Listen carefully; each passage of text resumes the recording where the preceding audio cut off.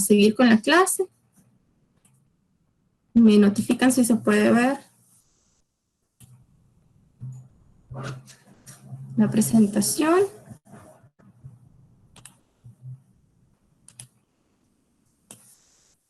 Y como vimos el día de ayer, estuvimos hablando sobre los carbohidratos y nos quedamos hablando un poquito sobre los polisacáridos, ¿verdad? Estábamos mencionando que 4 de los polisacáridos más importantes eran el almidón, el glucógeno, la celulosa y la quitina. Y hablábamos de algunos organismos y estructuras donde podríamos encontrarlos. El almidón, usted lo va a encontrar principalmente en fuentes alimenticias.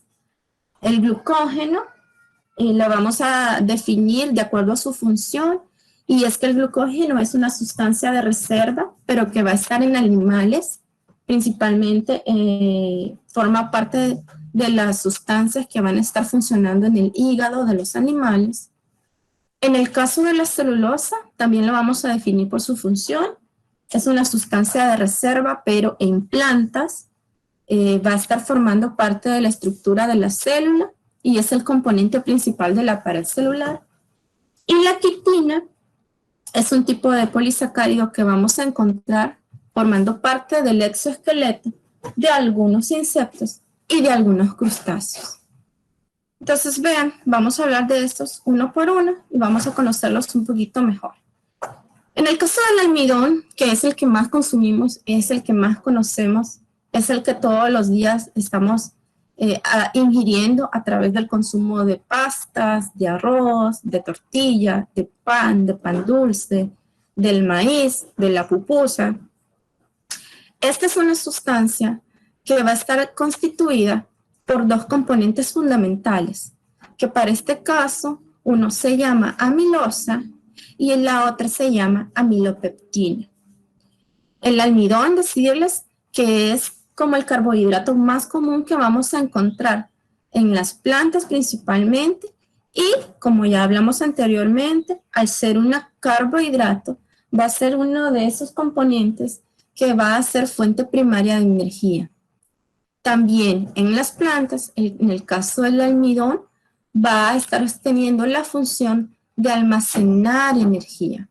Vamos a ver que muchas plantas reservan este carbohidrato, este polisacárido, en sus raíces y en sus hojas, porque al ser una fuente de energía, al tener una línea bastante grande de glucosas, de monosacáridos, pues ellos pueden obtener la energía de estas moléculas cuando se rompen estos enlaces en el esqueleto de carbono. Como les dije, tiene estas 2 componentes, ¿verdad? La amilosa es una sustancia sencilla que se caracteriza principalmente, si usted lo ve, no sé si ven el apuntador, que se caracteriza principalmente por ser una molécula lineal, por decirlo así, ¿verdad? Es decir, que no tiene ramificación, no tiene como salidas a ninguna parte, ¿verdad? Entonces es una molécula sencilla, tiene bastantes monómeros, que así se le va a conocer a las unidades de azúcar. Es decir, cada uno de estos, por ejemplo, el que está encerrado en corchete, es un monosacárido, es una glucosa, es un monómero, que quiere decir que es la unidad, y que está enlazado a otra unidad, y así se va formando una cadena de más de 10 unidades de azúcar, y por eso es que esto es un polisacárido. Entonces la amilosa, vamos a decir que es una estructura simple y que no es ramificada. En cambio la amilopeptina sí es una estructura un poco más compleja, y vamos a ver de que en este caso la estructura sí tiene algún tipo de ramificación. Si ustedes ven abajo, el esqueleto de monómeros de azúcares no es lineal, sino que va teniendo una ramificación hacia abajo, puede ser de que en otra parte esté hacia arriba. Lo importante es aquí reconocer que esta sustancia que forma el almidón, en este caso es ramificada.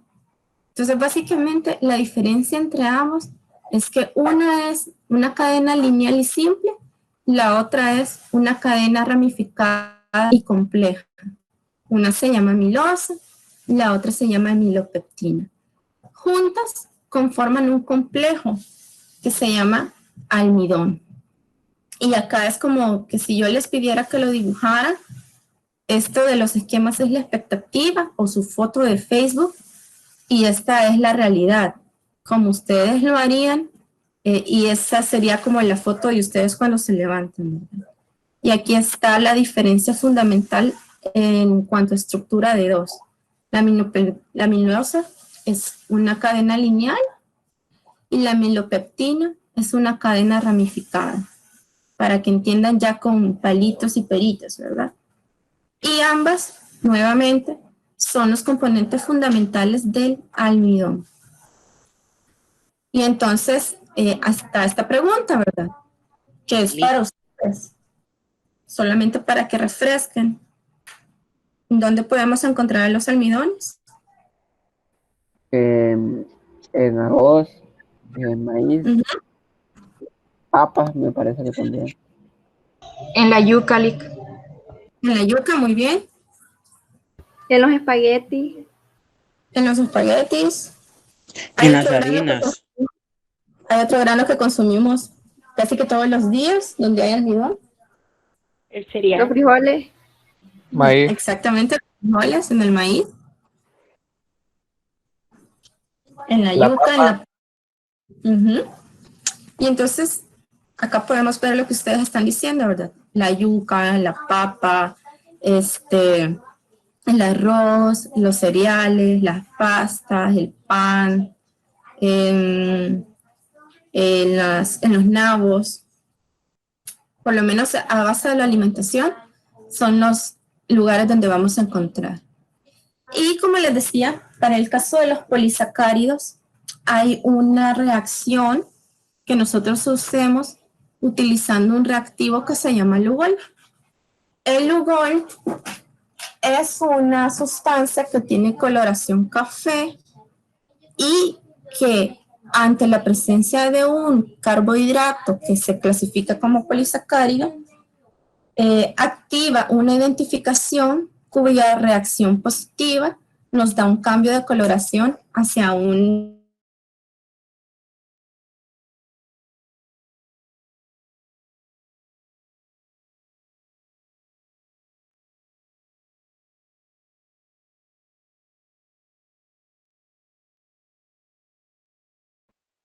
ser también una celulosa. Entonces, esta es otra de las reacciones que yo les mencionaba el día de ayer, que también utilizaban antes las personas que se dedicaban a los procesos de calidad de los productos lácteos. Les ponían gotas de Lugol a los productos derivados de la leche, como el queso y la crema, para ver si eran productos, eran Benedict y también Lugol. Okay, se usan los pero el Lugol se usa más porque usualmente una de las cosas que utilizan para alterar las cremas que consumimos son las harinas. Entonces, el proceso de identificación de los almidones, de las harinas, es más rápido utilizando el Lugol porque usted solo mete las gotitas de Lugol en la muestra que quiere identificar y el cambio de coloración es de manera inmediata. En cambio, con Benedict sí había un proceso un poquito más prolongado. Entonces, el que más utilizan es para identificar si se ha adulterado, si es un producto como las cremas o como las leches, es el Lugol. Bueno, es el que más se utilizaba porque realmente hoy ya casi no se hace.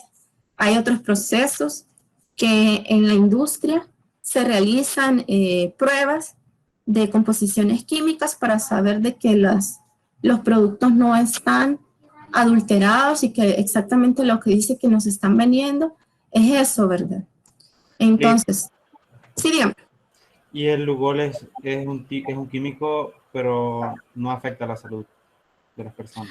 Lo que pasa es que no se lo va a echar a la crema que después va a vender, ¿verdad? Sino que usted toma muestras de diferentes productos lácteos y le coloca la gota de Lugol, ¿verdad? Y a eso se descarta, usted no lo consume. Porque en todo caso el Lugol es un reactivo que también en medicina se usa mucho porque su componente principal es el yodo.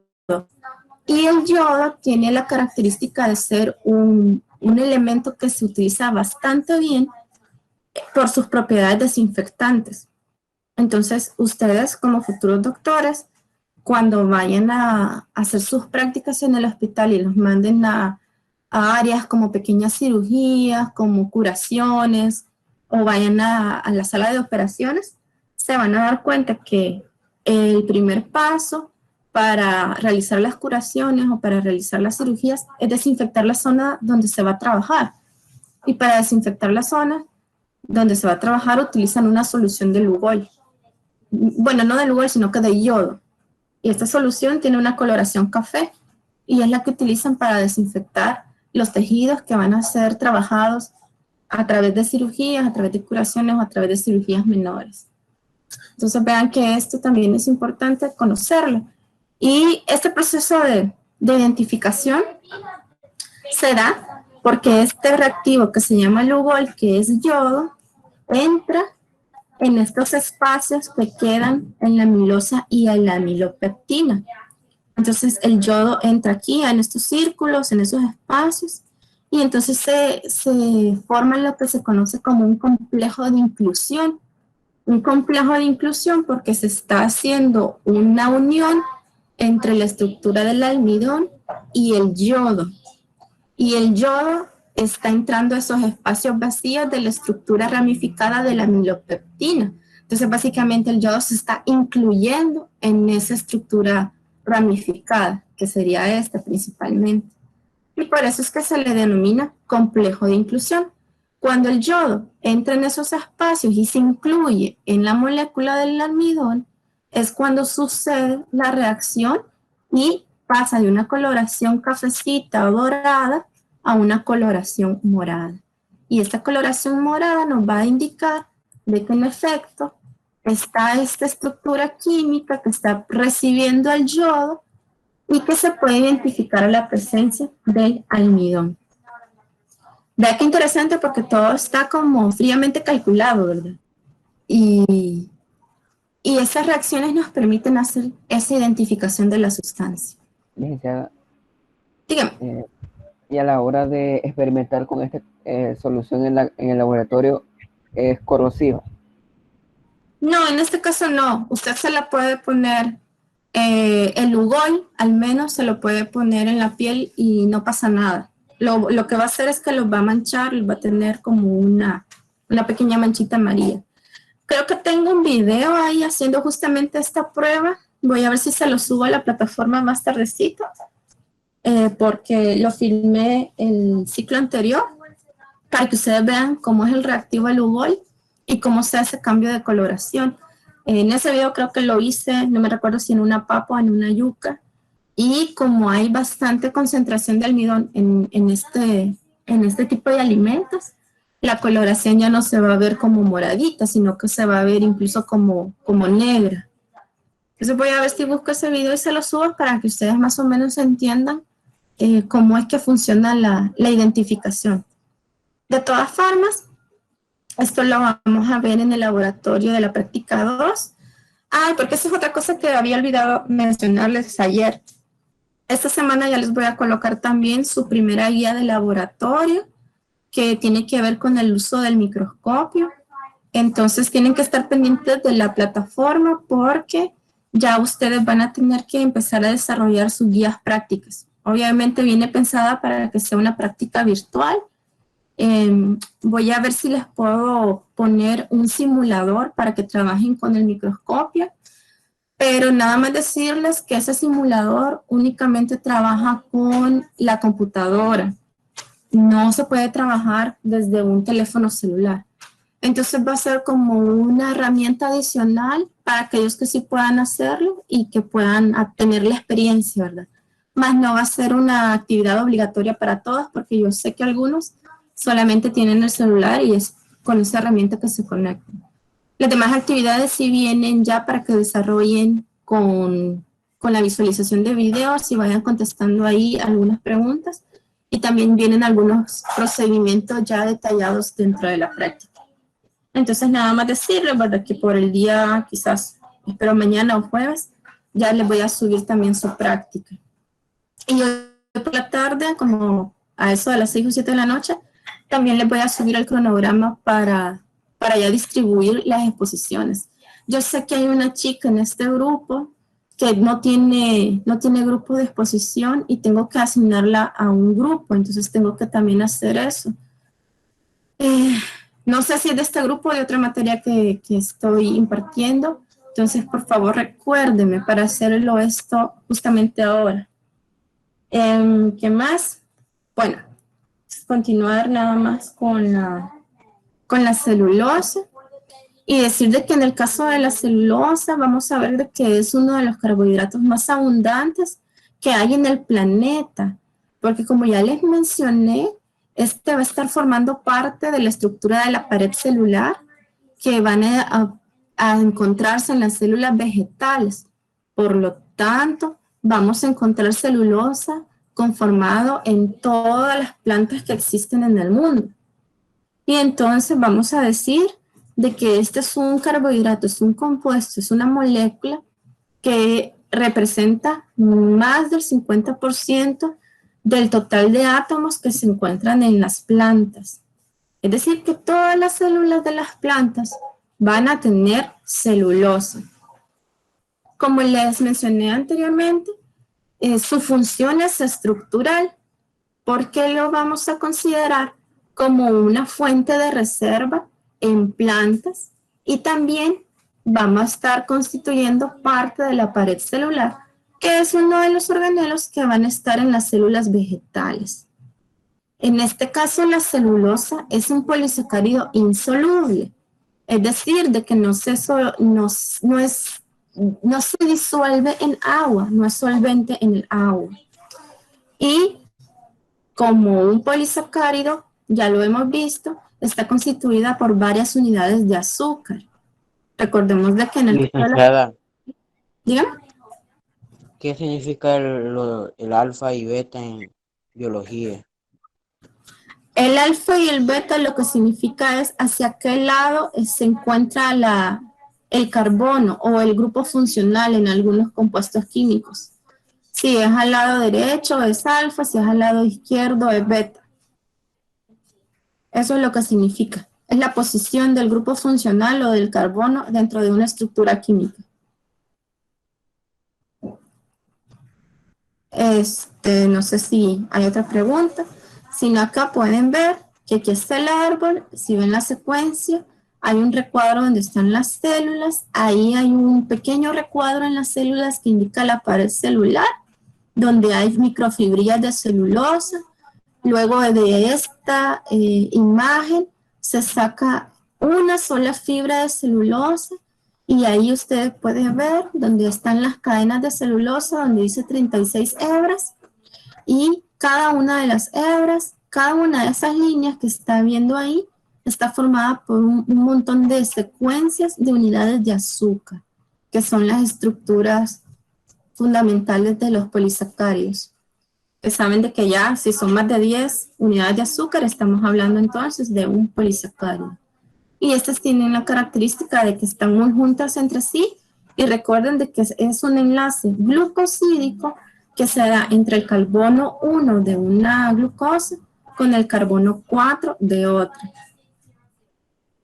Y vamos a ver de que también en las células vegetales, aparte de la pared celular, que en este caso la función de la pared celular es proporcionar sostén y proteger lo que contiene al interior la célula, los seres humanos también poseen una célula que está protegida, pero en este caso de una membrana celular. En el caso de los seres humanos y en el caso de las células animales, nosotros no tenemos pared celular. Y esta es una de las diferencias fundamentales entre células vegetales y células animales. En las células vegetales usted va a encontrar membrana celular y pared celular. Y en las células de los animales solamente va a encontrar membrana celular. Y como les mencionaba también el día de ayer, en el caso de los seres humanos, nosotros no estamos o no tenemos la capacidad, porque no tenemos las enzimas para digerir la celulosa. Entonces, en el caso de nosotros, este polisacárido no se traduce en una fuente de nutrientes, sino que funciona para darle consistencia a las sustancias que vamos desechando. En otras palabras, la celulosa la consumimos, pero su única función es servir como fibra para poder expulsar a través del ano todas aquellas sustancias de desechos que el cuerpo ya no utiliza, pero no lo podemos digerir para obtener un beneficio nutricional.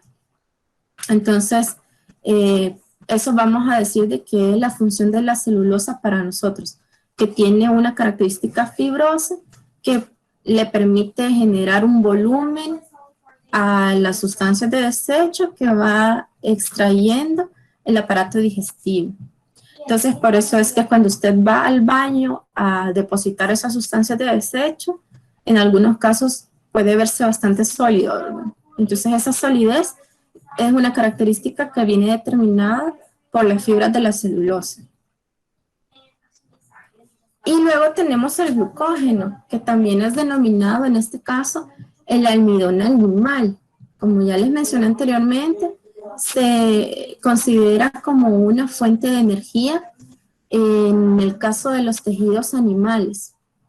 También, hablando de los animales, esta sustancia la vamos a encontrar principalmente en las células hepáticas, es decir, en el hígado, pero también vamos a encontrarlas en algunas células musculares, donde va a estar desempeñando la función en la contracción y relajación de los músculos. Es decir, que nos van a estar ayudando a liberar la energía necesaria para cuando tenemos que hacer una actividad intensiva, ¿verdad? Donde tenemos que tener bastante energía para poder movernos. Entonces, básicamente, este glucógeno lo activamos cuando estamos haciendo ejercicios, cuando estamos haciendo un esfuerzo extremo, cuando estamos haciendo caminatas, cuando salimos a correr, cuando estamos haciendo flexiones. Esta sustancia que lo tenemos como sustancia de reserva sale, se rompen esos enlaces, la energía queda liberada y nosotros podemos hacer estos esfuerzos. Entonces nos sirven en las dos, ¿verdad? En los músculos para hacer esa función de movimiento, de contracción y relajación muscular. Y en el hígado también se va a estar, digamos que, procesando para liberar la energía de los enlaces del azúcar y poder proporcionar energía a través de la sangre hacia las células del cuerpo. Entonces, en este caso, estructuralmente se caracteriza porque es una estructura muy ramificada y ella sí tiene la posibilidad de poder disolverse en el agua. Entonces, vamos a decir de que esta es una molécula soluble, ¿verdad? En el caso de la celulosa vimos que no es soluble y en el caso del almidón sí tiene cierto grado de solubilidad, pero comparando el glucógeno con el almidón, el glucógeno es mucho más soluble en agua que el almidón. Y ya, por último, y me quedaría aquí, vamos a hablar sobre los carbohidratos complejos. Aquí mencionarles el caso de la quitina, que se considera como un carbohidrato modificado y se considera modificado porque en su estructura química, aparte del carbono, del oxígeno y el hidrógeno, también se encuentran otros componentes como es el carbonato de calcio. La presencia de este carbonato de calcio, que si ustedes lo reconocen, podría ser como una sustancia que da la característica de estar presente en organismos o en objetos que son como duros. Entonces, al estar presente este carbonato de calcio en la estructura de la quitina, esto le permite a algunos organismos generarlas para que sean parte estructural de algunos componentes del cuerpo. Así, en el caso de los hongos, la quitina va a ser parte de la pared celular y en el caso de algunos insectos, crustáceos, cangrejos o artrópodos, ellos lo van a utilizar para endurecer la parte externa de su cuerpo. a lo que, como mencioné anteriormente, se le llama exoesqueleto. Y esto principalmente para que esta molécula, este carbohidrato modificado, les ayude en las funciones de protección. Entonces, en el caso de la langosta que está ahí, estos animales utilizan la sustancia, la quitina, para reforzar su armadura exterior, haciendo que el caparazón sea más duro. Lo mismo como en el caso de los escarabajos. Entonces, el hecho de que esté ese carbonato de calcio en la estructura química le confiere a estos organismos poder utilizar el carbohidrato para endurecer algunas estructuras de su cuerpo o, por el contrario, para reforzar la estructura funcional de las células. Entonces, eso sería la función de la quitina para estos organismos, ¿verdad? Otorgarle durosidad a las estructuras para poder tener un mayor nivel de protección. Y esa durabilidad que tiene se debe a su estructura molecular. Sí, se debe a la presencia del carbonato de calcio. Como les digo, cuando ya está en contacto con el oxígeno en el ambiente, tiene un proceso en el cual se secreta como en forma de líquido, pero después de un tiempo de estar en contacto con el ambiente, empieza a endurecerse. Entonces se hace como esa armadura, ¿verdad? Si usted toca alguna vez un escarabajo, si usted toca alguna vez una langosta, y no nos vayamos tan a eso, sino que cada vez que usted, por ejemplo, va a hacer alimentos con camarones, usted lo que le quita a los camarones como esa capita, ¿verdad? Esa cáscara. Entonces, en estos animales, esa cáscara viene dada gracias al componente de la quitina y esa sensación dura que se tiene en ese esqueleto externo se debe gracias a la presencia del carbonato de calcio en esa estructura química. Y si ustedes ven acá, eso es lo que está aquí como grupo funcional, ¿verdad? El KOCO3 que está aquí y aquí, o sea, que se adhiere a la molécula de azúcar. Y por eso es que decimos que es un carbohidrato complejo. Y bueno, me quedaría aquí. Mañana seguiríamos con las glicoproteínas y empezaríamos a hablar de lípidos. ¿Sí? Entonces quedamos así. Les voy a pedir, por favor, yo no los quiero maltratar, no los quiero hacer sentir mal, no los quiero sentir que les hago o que les falto el respeto. Me disculpo si en algún momento lo han sentido así, pero sí tratemos de llevar y organizarnos en las acciones que vamos a estar haciendo en esta materia, ¿verdad? Así que por favor, cuando tengan ya el espacio para que yo pueda reprogramarles el examen, me lo indican a través del grupo. Esto sería todo. Muchísimas gracias. Lea el chat. Ahorita lo voy a ver. Solo voy a dejar de presentar.